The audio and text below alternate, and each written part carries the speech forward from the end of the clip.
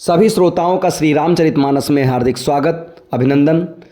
श्री रामचरितमानस के बालकांड के दोहा नंबर 83 और 84 का अर्थ आज आप सभी को बताया जाएगा। बढ़ते हैं वीडियो की तरफ। सुराह कही निज विपत्ति सब, सुनि मन कीन्ह विचार, शंभु विरोध न कुशल मोहि, बिहसी कहो असमार। देवताओं ने कामदेव से अपनी सारी विपत्ति कही। सुनकर कामदेव ने मन में विचार किया और हंसकर देवताओं से यूँ कहा कि शिव जी के साथ विरोध करने में मेरी कुशल नहीं है। तदपि करब मैं काजु तुम्हारा, श्रुति कह परम धर्म उपकारा, परहित लागी तजई जो देही, संतत संत प्रशंसई तेहि। तथापि मैं तुम्हारा काम तो करूँगा, क्योंकि वेद दूसरे के उपकार को परम धर्म कहते हैं। जो दूसरों के हित के लिए अपना शरीर त्याग देता है, संत सदा उसकी बड़ाई करते हैं। अस कहि चल्यो सबहि सिरुनाई, सुमन धनुष कर सहित सुहाई, चलत मार अश हृदय विचारा, शिव विरोध ध्रुव मरनु हमारा।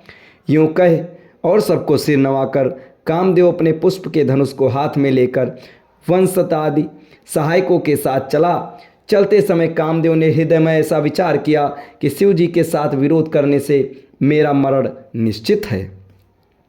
तब आपन प्रभाव विस्तारा, निज बस कीन्ह सकल संसारा, कोप्यऊ जबहि बारी चर केतु, क्षण महु मिटे सकल श्रुति सेतु। तब उसने अपना प्रभाव फैलाया और समस्त संसार का वो अपने वश में कर लिया। जिस समय उस मछली के चिन्ह की ध्वजा वाले कामदेव ने कोप किया, उस समय क्षण भर में ही वेदों की सारी मर्यादा मिट गई। ब्रह्मचर्य व्रत संयम नाना, धीरज धर्म ज्ञान विज्ञाना, सदाचार जब जोग विरागा, सभय विवेक कटकु सब भागा। ब्रह्मचर्य, नियम, नाना प्रकार के संयम, धीरज, धर्म, ज्ञान, विज्ञान, सदाचार, जप, योग, वैराग्य आदि विवेक की सारी सेना डरकर भाग गई। भाग्यो विवेक सहाय, सहित सो सुबट संजुक महिमुरे, सदग्रंथ पर्वत कंद रही महु जाई, तेहि अवसर दुरे, हो निहार का कर तार को रखवार, जग खर भरु परा, दुई माथ के ही रतिनाथ, जहि कहूँ कोपि कर धनु सरु धरा। विवेक अपने सहायकों सहित भाग गया। उसके योद्धा रणभूमि से पीठ दिखा गए। उस समय वे सब सदग्रंथ रूपी पर्वत की कंदराओं में जा छिपे, अर्थात ज्ञान, वैराग्य, संयम, नियम, सदाचार आदि ग्रंथों में ही लिखे रह गए। उनका आचरण छूट गया। सारे जगत में खलबली मच गई और सब कहने लगे, हे विधाता, अब क्या होने वाला है? हमारी रक्षा कौन करेगा? ऐसा दो सिर वाला कौन है जिसके लिए रति के पति कामदेव ने कोप करके हाथ में धनुष बाण उठाया है?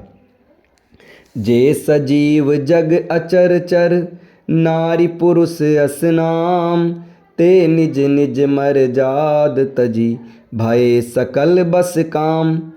जगत में स्त्री पुरुष संज्ञा वाले जितने चराचर प्राणी थे, वे सब अपनी अपनी मर्यादा छोड़कर काम के वश में हो गए।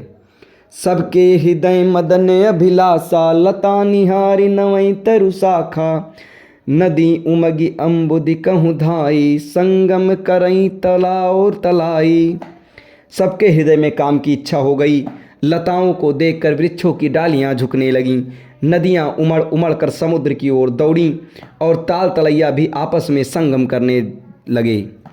जहाँ असी दशा जड़ाह कह बरनी, कौ कहीं सकई सचेतन करनी, पशु पक्षी नभ जल थल चारी, भय काम बस समय विचारी। जब जड़, वृक्ष, नदी आदि की यह दशा कही गई, तब चेतन जीवों की करनी कौन कह सकता है? आकाश, जल और पृथ्वी पर विचरने वाले सारे पशु पक्षी अपने संयोग का समय भुलाकर काम के वश में हो गए। मदन अंध व्याकुल सब लोका, निस दिनु नहीं अवलोक कहीं को का। देव दनुज नर किन्नर ब्याला, प्रेत पिशाच भूत बेताला। सब लोग कामांध होकर व्याकुल हो गए। चकवा चकई रात दिन नहीं देखते। देव दैत्य मनुष्य किन्नर सर्प प्रेत पिशाच भूत बेताल, इन्ह कहे दशा न कहूँ बखानी। सदा काम के चेरे जानी, सिद्ध विरक्त महामुनि जोगी। ते पि काम बस भय वियोगी। ये तो सदा ही काम के गुलाम हैं, ये समझकर मैंने इनकी दशा का वर्णन नहीं किया। सिद्ध विरक्त महामुनि और महान योगी भी काम के वश होकर योग रहित या स्त्री के विरही हो गए। भय काम बस जोगी तापस पावरहि की को कहे। देखहि चराचर नारी मैं जे ब्रह्म मैं देखत रहें। अबला बिलो कहीं अबला बिलो कहीं पुरुष मैं जगु पुरुष सब अबलामयम। दुई दंड भारी ब्रह्मांड भीतर काम कृत कौतिक अयम। जब योगीश्वर और तपस्वी भी काम के वश हो गए, तब पामर मनुष्यों की कौन कहे। जो समस्त चराचर जगत को ब्रह्ममय देखते थे, वे अब इसे स्त्रीमय देखने लगे। स्त्रियां सारे संसार को पुरुषमय देखने लगीं और पुरुष उसे स्त्रीमय देखने लगे। दोनों घड़ी तक सारे ब्रह्मांड के अंदर कामदेव का रचा हुआ ये कौतुक तमाशा रहा। अब इसके आगे भगवान शिव का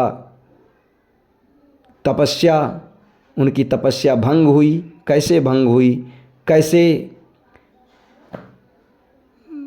भगवान कामदेव को भगवान शिव ने दंड दिया और भस्म कर दिया, ये सब आपको अगले वीडियो में बताया जाएगा। तब तक हमारे साथ बने रहें। धन्यवाद।